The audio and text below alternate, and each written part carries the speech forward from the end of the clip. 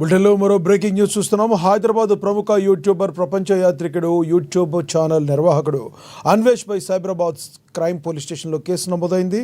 Telangana DGP Jitender, metro MD NVS Reddy, IAS అధికారులు శాంతికుమారి, దానకిషోర్, వికాస్ రాజ్ తదితరులు హైదరాబాద్ మెట్రోలో బెట్టింగ్ యాప్ల ప్రచారం పేరుతో 300 కోట్లు కొట్టేశారంటూ ఓ వీడియో ద్వారా అవాస్తవ తప్పుడు సమాచారం ప్రచారం చేస్తున్నాడంటూ పోలీసులు సుమోటోగా ఎఫ్ఐఆర్ నమోదు చేశారు.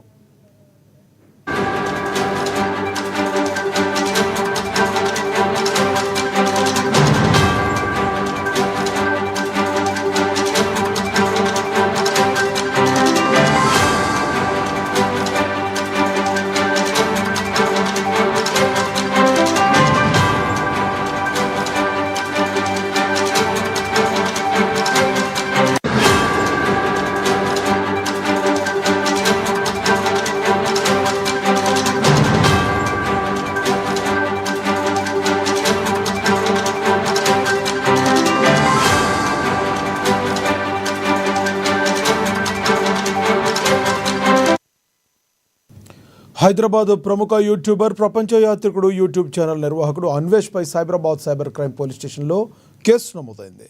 Telangana DGP Jitender, metro MD NVS Reddy, IAS అధికారులు శాంతికుమారి, దానకిషోర్, వికాస్ రాజ్ తదితరులు హైదరాబాద్ మెట్రోలో బెట్టింగ్ యాప్ల ప్రచారం పేరుతో 300 కోట్లు కొట్టేశారంటూ ఓ వీడియో ద్వారా అవాస్తవ తప్పుడు సమాచారం ప్రచారం చేస్తున్నారంటూ పోలీసులు సుమోటోగా ఎఫ్ఐఆర్ నమోదు చేశారు. ఇక ఇదే విషయానికి సంబంధించి మరింత సమాచారాన్ని మా ప్రతినిధి రమేష్ అందిస్తారు.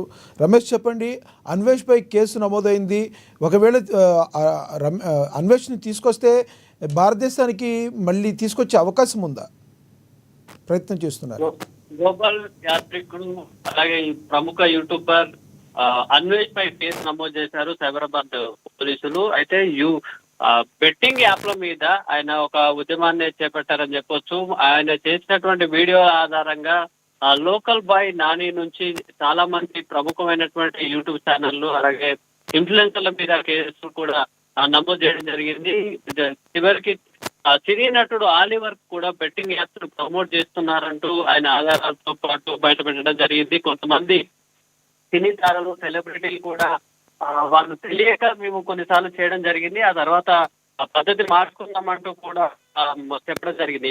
యాప్లకు సంబంధించి ఈయన చేసినటువంటి వీడియోలకు ఇన్స్పైర్ అయినటువంటి ఆర్టీసీ ఎండి సజ్జన్ సైతం అన్వేష్ తో పాడ్కాస్ట్ చేశారు. ఇద్దరు కలిసి కూడా వీడియోలు చేసి ఈ సోషల్ మీడియా బేస్ చేసుకొని అవేర్నెస్ అనేది తీసుకొని రావడం జరిగింది. అయితే తాజాగా ఇదే విషయం మీద హైదరాబాద్ మెట్రోలో కూడా బెట్టింగ్ యాప్స్ ప్రమోషన్ జరుగుతుంది అనే విషయాన్ని కూడా సోషల్ మీడియా వేదికగా కూడా అన్వేష్ బయటపెట్టాడు. అయితే గతంలో ఏదైతే బెట్టింగ్ యాప్లకు సంబంధించి పరోక్షంగా ప్రమోట్ చేసి కోట్ల రూపాయలు సంపాదించాలనే విషయాన్ని చెప్పడంతో వాళ్ళ మీద కేసులు నమోదు చేసినటువంటి పోలీసులు చివరికి అన్వేష్ మీదనే కేసు నమోదు చేయడం ఇప్పుడు తాజాగా సంచలనం సృష్టిస్తుంది. ముఖ్యంగా సజ్జనార్ తో వీడియోలు చేసి ఇద్దరు కలిసి కూడా ఈ బెట్టింగ్ యాప్ల మీద తెలంగాణ రాష్ట్ర వ్యాప్తంగా బెట్టింగ్ యాప్లని నిరోధించాలి, ప్రజల్లో అవగాహన కల్పించాలనేది ఒక ఎజెండాగా తీసుకొని ముందుకెళ్తున్న నేపథ్యంలో మెట్రో మీద ఆయన అన్వేష్ ఆరోపణలు చేయడం జరిగింది. 300 కోట్ల రూపాయలు